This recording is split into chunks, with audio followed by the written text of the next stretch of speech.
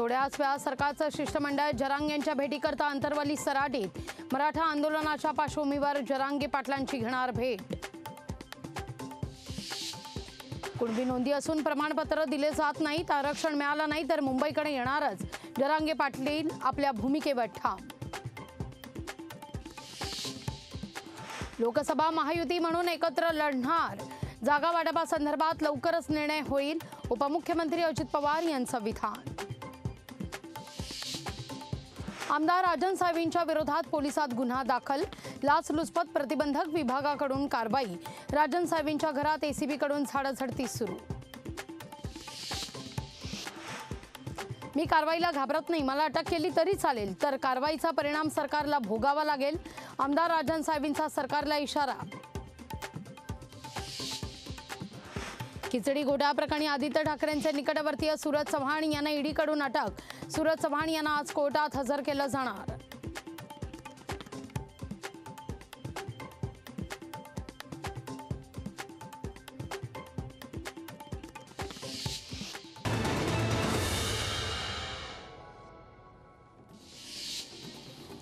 रविकांत तुपकर यांच्या निवासस्थानाबाहेर पोलीस बंदोबस्त, कापूस आणि सोयाबीनच्या भाववाढीकरता तुपकरांनी रेलरोकोचा दिला होता अल्टिमेटम।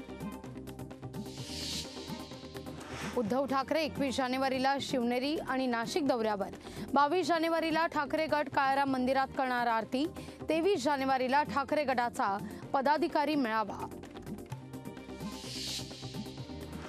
नाशिकमध्ये नागरी सहकारी बँक परिषदेचं 27 आणि 28 जानेवारीला आयोजन, परिषदेच्या उद्घाटन सोहळ्याला केंद्रीय मंत्री अमित शहा येण्याची चिन्ह।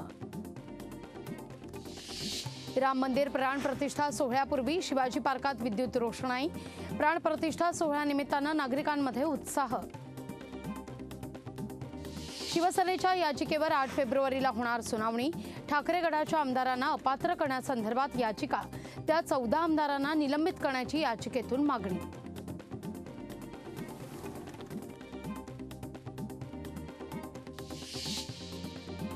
सुप्रीम कोर्टात ठाकरे गटाच्या याचिकेवर सोमवारी सुनावणी, नार्वेकरांच्या निकालाविरोधात ठाकरे गट सुप्रीम कोर्टात।